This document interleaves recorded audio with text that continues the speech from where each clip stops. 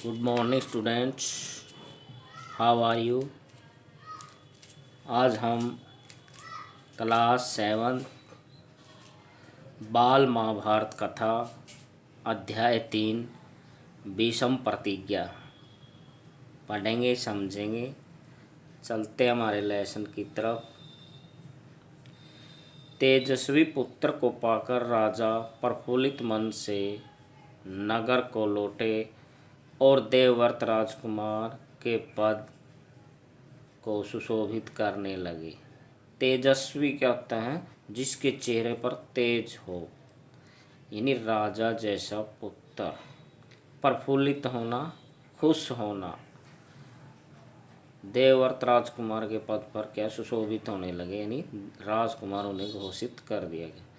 4 वर्ष और बीत गए। एक दिन राजा शांतनु यमुना तट की ओर घूमने गए तो वहाँ अप्सरा सी सुंदर एक युवती खड़ी दिखाई दी। तरुणी का नाम सत्यवती था। तरुणी होती है नौजवान स्त्री। गंगा के वियोग के कारण राजा शांतनु के मन में जो विराग छाया हुआ था, वह इस तरुणी को देखते ही विलीन हो गया। विराग होता है संन्यास, उदासी ही मन में, किसी के प्रति लगाव न होना। उस सुंदरी को अपनी पत्नी बनाने की इच्छा उसके मन में बलवती हो गई। बलवती होना माने हावी होना। और उन्होंने सत्यवती से प्रेम याचना की। सत्यवती बोली, मेरे पिता मल्लाहों के सरदार हैं, पहले उनकी अनुमति ले लीजिए, फिर मैं आपकी पत्नी बनने को तैयार हूँ। राजा शांतनु ने जब अपनी इच्छा उन पर प्रकट की तो केवटराज ने कहा, आपको मुझे एक वचन देना पड़ेगा।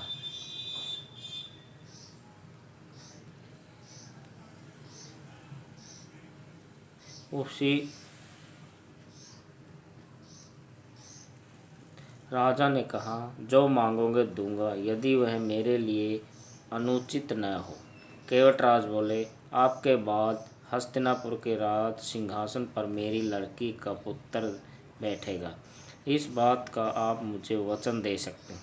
केवटराज की शर्त राजा शांतनु को नागवार लगी। नागवार माने पसंद न आना, यानी इच्छा उसकी कबूल न करना। गंगा सुत को छोड़कर अन्य किसी को राजगद्दी पर बैठाने की कल्पना तक उसने उनसे न हो सकी। निराशा और उद्विग्न मन से, निराश, उदास और उद्विग्न माने उद्वेलित मन से, ठीक है, यानी द्वंद्वात्मक मन से वह नगर की ओर लौट गए। किसी से कुछ कह भी न सके, पर चिंता उनके मन को कीड़े की तरह कुतर कुतर कर खाने लगी।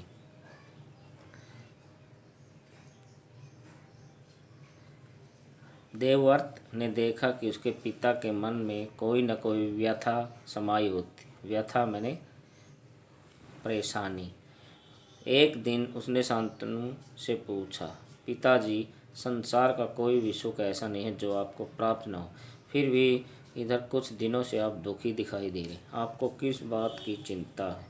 यद्यपि शांतनु ने गोल मोल बातें बताई, फिर भी कुशाग्र बुद्धि देवव्रत को बात समझते देर न लगी। कुशाग्र बुद्धि तक तेज तर्रार बुद्धि वाला।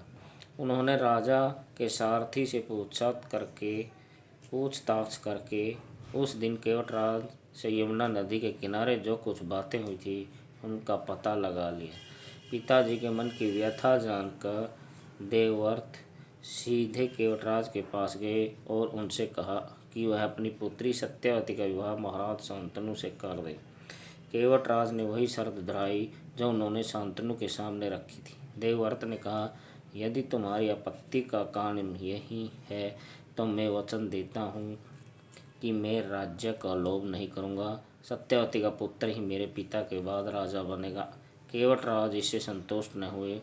उन्होंने और दूर की सोची बोले, आर्यपुत्र, इस बात का मुझे भरोसा है कि आप अपने वचन पर अटल रहेंगे, किंतु आपकी संतान से मैं वैसी आशा कैसे रख सकता हूँ। आप जैसे वीर का पुत्र भी तो वीर ही होगा, परंतु संभव कि वह मेरे नाती से राज्य छीनने का प्रयत्न करे। इसके लिए आपके पास क्या उत्तर है? केवटराज का प्रश्न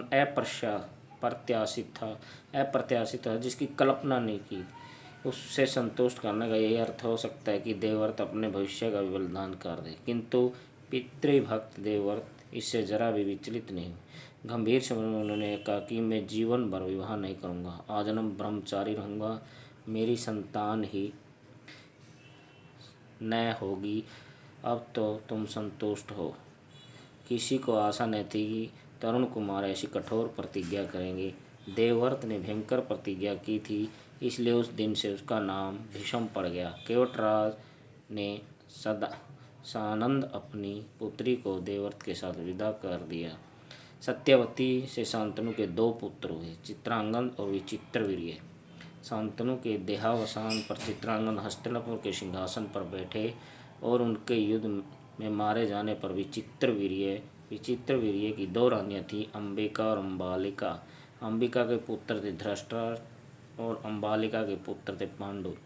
धृतराष्ट्र के पुत्र कौरव कहलाए और पांडु के पुत्र कहलाए। महात्मा भीष्म शांतनु के बाद से कुरुक्षेत्र युद्ध का अंत होने तक उस विशाल राजवंश के सामान्य कुलनायक और पूज्य बने रहे। शांतनु के बाद कुरुवंश का क्रम यह रहा।